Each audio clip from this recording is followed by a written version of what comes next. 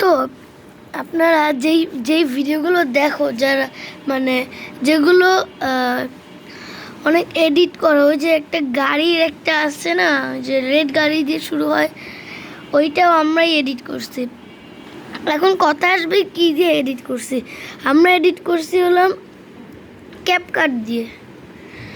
তো যারা ইউটিউবার আছে তারা ক্যাপকাট ইনস্টল করে ডাউনলোড করতে মানে এডিট করতে পারো। আর আই স্যার ওই ভিডিওগুলো আমাদেরই বানানো, ওগুলো আমরাই সব বানাইছি।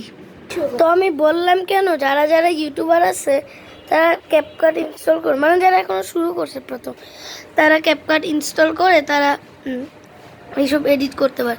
পরে যেই ভিডিওগুলো হয়েছে না, এই যে হোয়াইট কালার একটা গোল দিয়ে এটা ঘুরে যায় নিচে, খেয়াল করবো প্রথম প্রথম এডিট ভিডিওগুলো, ওগুলো তখন আমরা গ্যালারি দিয়ে করতাম, মানে রেকর্ডিং সিস্টেম অন করে করতাম।